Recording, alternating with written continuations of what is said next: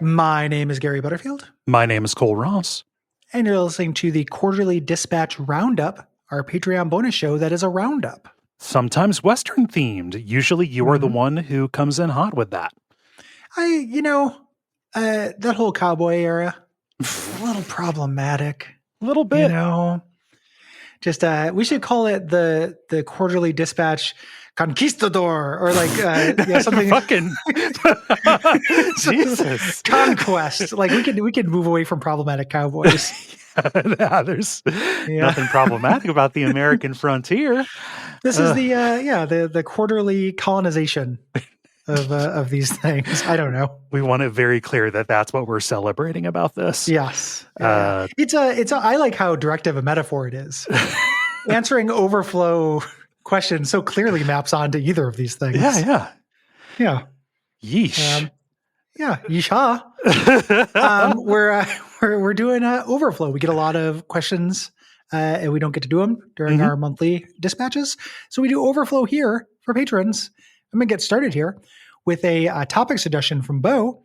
Bo says, it's pretty common to see critics today apply the label literary to games that have some degree of thematic depth and cogent writing, whether those things are actually would be derived from literary technique or not. When applied, this label is almost always seen as a positive epithet to the discussed game. However, when you hear other media being called gamey or gamified, it's nearly always seen as a negative quality.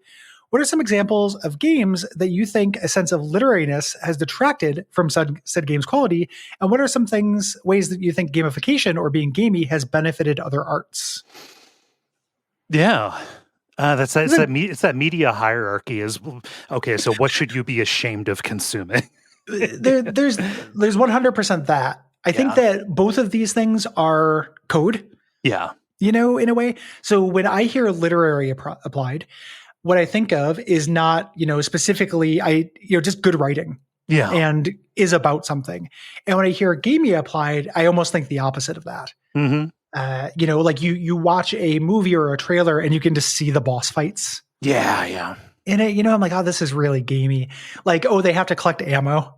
Something like that. Like they're solve an adventure game puzzle in the middle of the movie. Yeah. Something like that. Yeah.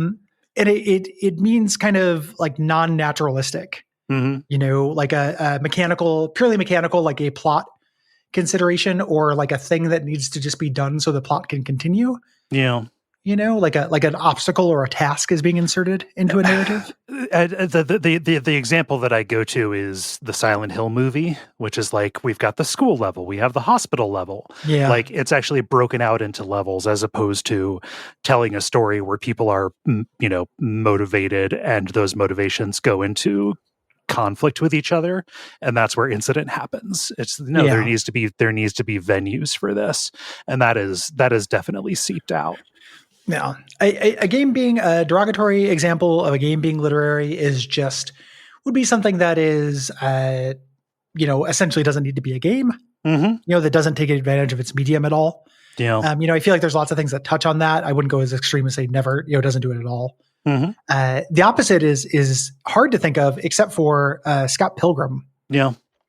Scott Pilgrim having boss fights and stages as part of the structure of it and what it's about, actually ties into what it's trying to do. So that's gamey in a way that I think is non-derogatory. Yeah. It's hard, right? I don't know. I've never seen The Northman. That looks like a movie that has straight up has the trailer made it look like there were Dark Souls boss fights in that. Yeah.